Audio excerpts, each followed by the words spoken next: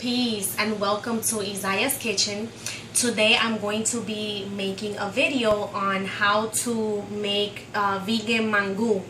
Before I go over the ingredients, I wanted to talk about a little bit about platanos. Platanos is kind of like what has become the national kind of like it's part of the national identity of the Dominican. So it's interesting because it's very synonymous. To say platano is actually synonymous to being Dominican, but it's not the only thing that makes us Dominican. It's just one other object or other thing that people associate with Dominicanness, which is not. But it's if you had to choose a national dish aside from la bandera, it would definitely have to be the Dominican mangu. And the mangu obviously is our version of a mashed it's right in the United States it's very popular to eat mashed potatoes. In the Dominican Republic is extremely popular to eat mashed plátanos, and you can have plátanos actually all throughout the day with other root vegetables. Obviously you don't only see the plátano, you see it combined with yautía coco, with malanga, with all these other víveres, as we call them, patata, auyama, all of them. So with the plátano is you have it whole, right? You don't have to mash it to have it, and you usually have it with salami. Salami is extremely popular. Not the salami that you're thinking of, like Italian salami. No. The two most popular brands are Indubeca and damn, I'm forgetting the other one. But Indubeca is the one I grew up with, so that's why I can remember it fast. And you, of course, with fried eggs. So, obviously the way that I have it now, and I'm going to show you in this video, is how to have mangu with scrambled tofu, or you can have it with tempeh bacon. And of course with the cebollitas at the top, which are the red onions, marinated red onions. Alright, so the first thing that I'm doing is I have a pot of water with some plátanos already in there. Okay, I'm gonna turn on the oven in a few. Before that, I wanted to show you how to cut a plátano. Cutting a plátano is it's so easy. It comes like in second hand for some Dominicans, right? Or for our mothers, for our grandmothers, even men, know how to cut plátanos. But it's really an art on its own, because it's so hard to cut that it becomes it becomes kind of like oh, you don't know how to cut a plátano, what? That kind of thing. So my mom can do this in 1, 2, 3. I, on the other hand, take a little bit much longer, but I will show that I'm no less Dominican. I could still cut a plátano. But the majority, if you notice, you have to use your hands for this, okay? And you're basically just going over through the edges, and then you're cleaning it up like this. You're getting rid of the excess.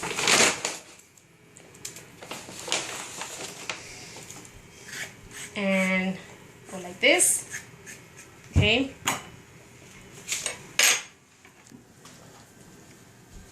And I'm gonna move this, and then I cut it in half, and then I cut it into quarters, okay? And then I add this on the water. I add some sea salt, and I turn on the oven, and we'll be back when it boils. So I just chopped up some onions. I chopped them the circular part. I chopped them like through the circular part. I hope that was, if you're not understanding what I'm saying, I'll show you what I mean. See, usually you chop the onion like that. I chopped it along the circle. I wanted to retain the circular shape as best as I can. I mean, it broke apart a little bit, but these are the cebollitas, and the plátanos have not boiled yet. But I thought I would show you how to do this, because this is what you're going to garnish the mangu with. All right, so I'm going to take it's very simple the way you go about making the cebollitas. You take about half to a tablespoon of coconut oil. I'm gonna take, this is one.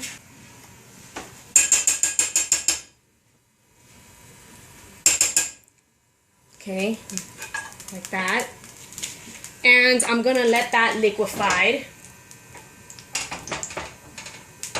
And I know I keep using the word oven and I meant stove. I didn't mean oven, I meant the stove, right? Because the top part is the stove, the bottom part is the oven. I just, you know, stufa is kind of like the same thing in Spanish. I just, you know, get it confused. All right, so it's liquefied. Now I'm going to put these onions here in the skillet. And I am going to just move them around a little bit. And by the way, I'm using low medium fire for this. And now that I have them going, I'm going to add some apple cider vinegar. I'm adding the equivalent of half a tablespoon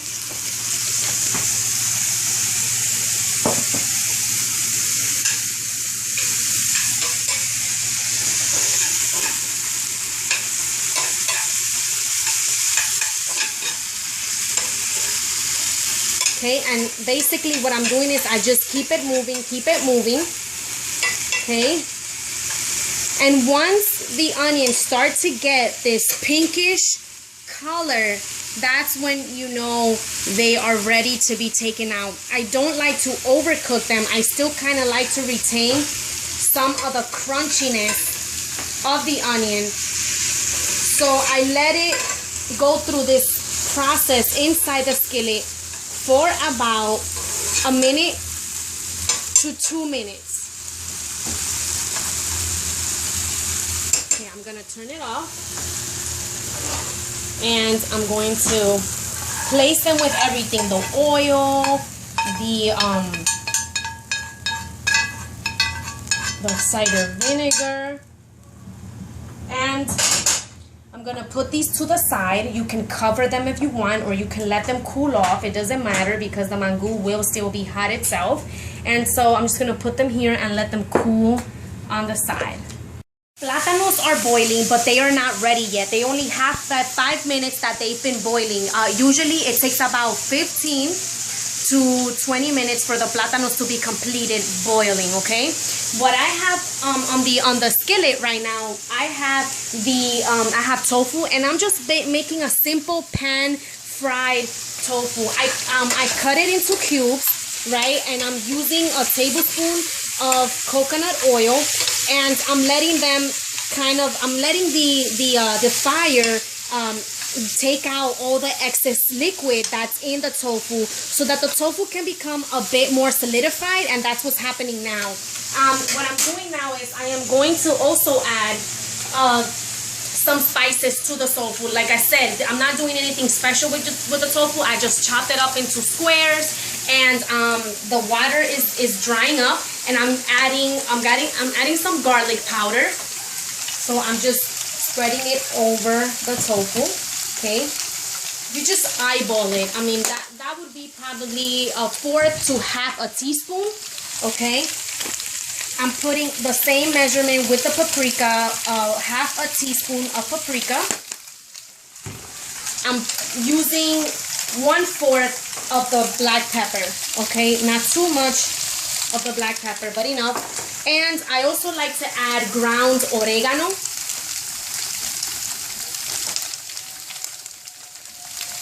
Into the mixture. You can chop up some tomatoes if you want. You can do that, or you can just plainly do the tofu like this. I'm actually also using an iron skillet, non-stick iron skillet. I love them. It preserves the flavor so much more. And if you notice now, the tofu is a bit fluffier. There's a fluffiness to the tofu. Okay, to the way when I move it around, I can feel its fluffiness. Okay, so now I'm going to turn it off. It's just a very quick, kind of like, it's like a mini tofu stir fried, really, what I'm doing. All right, and this is going to go with the platanos once they're mashed. So the platanos have been boiling for about 10 minutes. At this point, what I like to do is add some cold water onto the platanos. And if you notice, right, the boiling process stopped, but this is very important in allowing the platanos to cook without disintegrating into the water. Okay, so once it boils again, you let it boil for about 2 more minutes, and then you turn it off. So this concept, you know, of slightly cooling the platanos is extremely important. You know, a lot of people don't think about, but specifically with the platano or when dealing with root vegetables, the process of boiling it under low-medium heat and then gradually cooling it by adding cold water, that is chemistry that, I mean, the knowledge was passed down to me by the women in my family. So imagine, so you know, this knowledge is important, and it does something to the plátano which makes it continue for it to be solidified. You know, it doesn't allow the fire to overtake and take over all the nutrients that are inside the plantain. If you know, and that's really the main idea that you can get out of this cooking technique. So the plátanos boiled after I added the cold water onto it, okay? And now I'm just gonna take it, and I am going to, you have to be careful with this, I'm going to empty out all the water.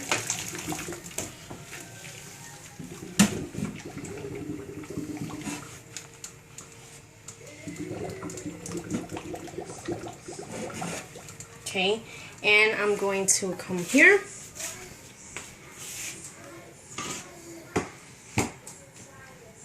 And using the fork, I'm just going to individually place them. I mean, you can, if I wanted to, I could have thrown all the plátanos in here, but I don't want to do that.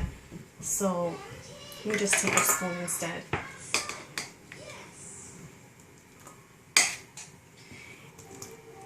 And I'm going to mash them in here.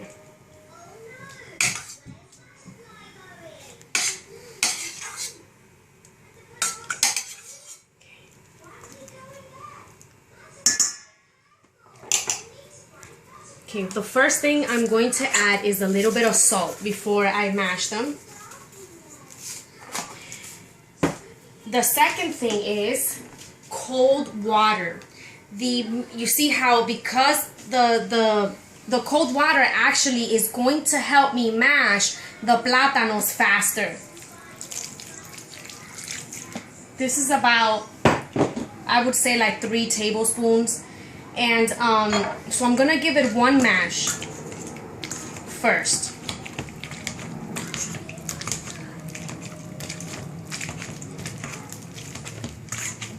And of course I'm using a masher, right, that you would use when mashing potatoes or any other root vegetable that you like.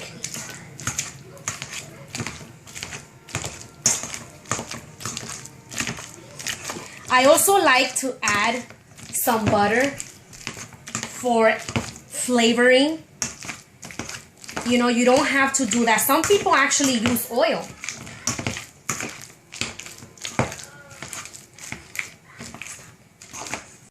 So I'm using about a tablespoon of, I use the Earth Balance. This one happens to be soy free, but I've actually tried every single one of them and they're great. You know, I will talk about soy in another video. But for right now, this is the brand that I use.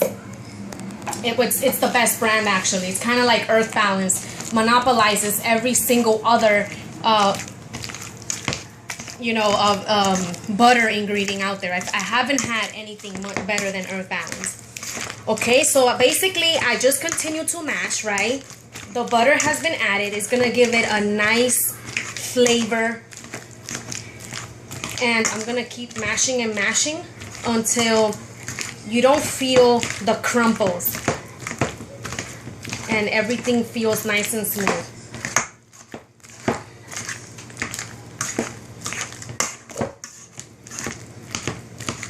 And it feels good now. I'm going to get a plate.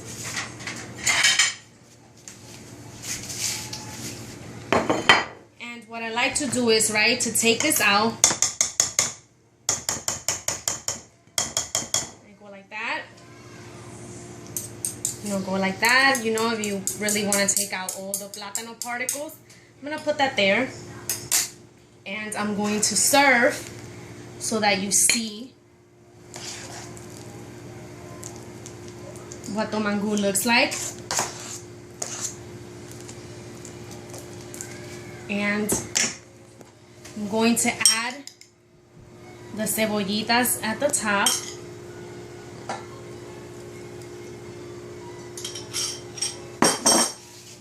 And with some tofu to finish it off. And it doesn't matter if the tofu goes everywhere. And so this is what vegan Dominican mangu with tofu looks like. Very simple, easy to make. So thank you for watching. Peace.